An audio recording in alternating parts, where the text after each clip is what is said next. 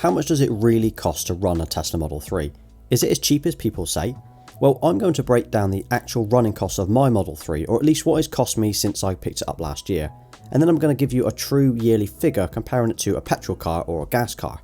Okay, so first up, the actual cost of the car itself. Now this obviously depends on the version and the spec that you go for, so it could cost anywhere between £40,000 or $35,000 and £65,000 or $60,000. It then obviously depends if you're purchasing it outright, leasing it or financing it. So what I'm actually going to do is I'm not going to include the price of the car in my figures today, not because it's not relevant, because actually the price of the car is really important, but because an arbitrary monthly figure, whether you purchase it outright or not, isn't going to be clear, and it's not going to be a fair reflection of what my monthly costs are in comparison to what yours could be. However, saying that, the purchase price of the Model 3 is going to cost you more than a petrol or gas car of a similar size and a similar spec. So even if you were to lease or finance it, the monthly figure will be higher than, say, a 3 Series. But remember, you're not just comparing the purchase price of the car, you need to factor in the actual running costs, which is what we're going to cover in today's video. Okay, so let's talk about the actual charging costs. So you've got home charging and you've got public charging, each with their own costs involved. So the cost of charging is obviously dependent again on how much you're paying per kilowatt hour. Now for me to cover 1,000 miles in range, it cost me roughly £15.50 or $18.95. Or to cover 12,000 miles a year, only £186 or $225. But that's because I'm only paying 5 pence per kilowatt hour during off-peak hours through my energy supplier Octopus Go. But even if I wasn't with them and I was, say, paying 13 pence per kilowatt hour with another popular provider, that's still a lot cheaper than driving a gas or a petrol car.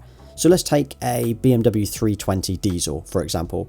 You'll get roughly 50 miles per gallon from it, but it'll cost you around £1,300 or $1,600 a year just for fuel. So you can already see here that my fuel cost or my running cost of the car is really low, and that's just looking at the electricity alone. On top of that, if you're lucky enough to have solar panels, your charging could be practically free. Or if your employer or place of work has free charging available, you could be using that, again, not costing you anything, or at least reducing your monthly costs on your fuel bill. If you're in the UK though, and you are interested in switching to Octopus Energy, which is the supplier that I use the link in the description and we'll both get £50 credit towards our bill, which essentially, with the rates I've just discussed, that gets you around 3,000 miles of range. And then another cost to factor in is public charging. So obviously if you're charging at home, there's a good chance you don't need to charge in public. But if you're on a long trip or you don't have home charging, you need to factor this in. So Tesla obviously has their supercharging network. Now, if you've got free miles to use, then you're fine, which you get 1,000 free miles when you use someone's referral link when purchasing the car. Otherwise, you expect to pay around 24 pence per kilowatt hour. That's a lot more than charging at home, but for the convenience and the speed, it's not bad at all. For comparison, it would cost you £18 to fully charge a 75 kilowatt hour battery. Now I've used a few public chargers now, and so far I've not paid for a single one. Now Tesla supercharging, I've used my free miles, and other public charging that I've been to so far, I've literally not had to pay for. For example, at the local shopping centre it's free, most supermarkets are free, even the local school car park is free. Literally free electricity while you're parked. So next up is insurance. So I did cover this briefly in my 6 months later review, and a lot couldn't believe how little I was paying. So I thought I'd break it down in a little bit more detail here. So I'm paying £450 or $550 per year with a company called Churchill. Now this is for fully comp, one additional driver, up to 12,000 miles a year, parked on my drive. Now I've got 12 years no claims, not sure how much weight that has on it, and I also live in a rural area in the north of England, so that'll probably make a bit of a difference when comparing it to, say, London or the southeast at least. The biggest advice I can give when searching for insurance is to use comparison websites.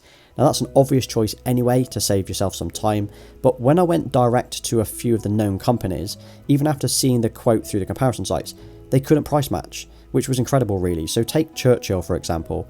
I used Compare the Market, where the best price came out at £450. Then I went direct and I did another quote, and on their website it came out £100 more.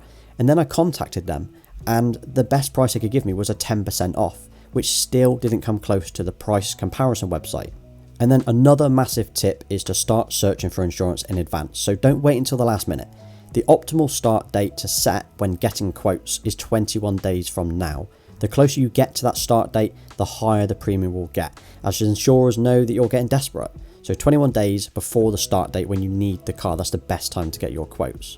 Then once you've got a price that you're happy with, save the quote. That'll lock you in until you need it.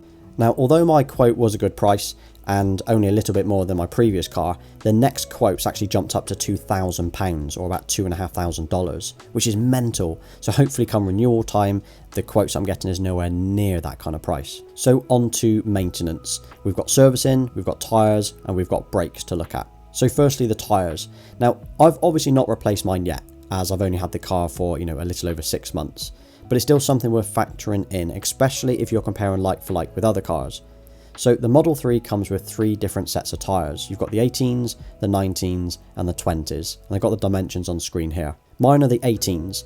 So when it comes to replacing them, it cost me roughly £150 or $180 per corner fully fitted. Then the 19s would be about £190 or $230 per corner, again fully fitted. And finally the 20s work out at around £220 or $270 per corner fitted. I'd hope to see at least 20,000 miles out of them, if not 30. So typically once every 2 years they'd probably need replacing, but before that I'll be rotating them to try and even out the wear between the fronts and the rears. And onto the brakes now, which you'll probably never need to replace. So the Model 3 brake pads are equipped with wear indicators, the same as most cars. So once they are worn down, they will squeal and they will squeak, and you'll want to replace them as well as need to replace them. However, you don't really use your brakes in a Model 3, as in like literally ever. So the regenerative braking takes care of 95%, if not 100% of your braking needs. One pedal driving means you're accelerating and braking with one foot, never touching the brakes at all. By not using the brakes, we're not wearing them down, which means they don't need replacing. Elon Musk himself mentioned a few years ago that you'll never ever need to replace your brakes in a Tesla. So with that in mind, it's probably not even worth mentioning the costs of the discs and the pads. The only thing that you'll need to replace is the brake fluid. Once every 2 years will be fine. Now for us that will cost maybe about £80 or $100 every couple of years. So servicing a Model 3 is nothing like any car I've ever owned. It almost doesn't exist. So there's no regular service interval that you have to follow where you're forced to return to the dealer once a year. The car will just remind you of certain things, like to top up your washer fluid for example. Other than that, it's a case of just changing your brake fluid every year or two and rotating your tyres. That's pretty much it. So again, in terms of cost, you could be looking at maybe £50 to £80 or $100 a year if you wanted to replace your brake fluid, your washer fluid and get someone to rotate your tyres. Some tyre fitting places will do that for free as well. So let's take a quick look at road tax or vehicle excise duty. Now obviously there are no emissions on an electric car, so there's no yearly tax to pay. However, up until a few months ago, all versions of the Tesla Model 3 were hit with the £40,000 luxury car tax. Now that meant a £325 a year bill for 5 years after purchasing. Fortunately, this was dropped earlier this year, so there are now no yearly tax bills to pay for owning or driving a Model 3. That's obviously awesome news. Now this next one isn't really running costs, but once you've got your Tesla, there's a very good chance that you'll want to mod or customize it, whether that's tints, a spoiler, screen protector, PPF, new cleaning products, a USB drive for Sentry mode, and so on. So the list really is endless, so just factor that in, you'll definitely be spending money on this car. So now this is an estimate of my yearly cost to run this car, over say 12,000 miles. So we've got electric, which with my off-peak 5 pence per kilowatt hour charging, that will cost me roughly £186 or $225 per year. Then we've got insurance, which we've said is £450 or $550. Maintenance at £50 or $60. That's for things like tyre rotation, washer fluid and brake fluid changes. And that's pretty much it. Brakes, as we've said, don't need doing. Tyres will follow the same replacement requirements as any other car, so it won't cost you more or less. Comparing that to a petrol car, even if the insurance was exactly the same and the car happened to fall into the zero emissions bracket and you didn't need to pay any road tax at all, you'd still be looking at nearly £1,300 or $1,600 in fuel on a car that does say 55 miles per gallon. That's being pretty reserved too. That's also without taking into account the servicing, oil changes, filters, spark plugs and hundreds of other parts that need looking at on a petrol car. So the total cost for me to cover 12,000 miles per year will be roughly £686 or $840. Now going back to the price of the car, whether you're buying it outright or paying a monthly rental, you can now offset it against the actual running cost, bringing the price of ownership down massively. Well, that kind of wraps up the true costs of running and owning a Tesla Model 3. What do you think? Is it higher or lower than you were expecting? And if you are looking to order a Tesla Model 3, feel free to use my referral link in the description too. We'll both benefit from 1,000 free supercharger miles, and it gives me an idea of how useful my videos are too.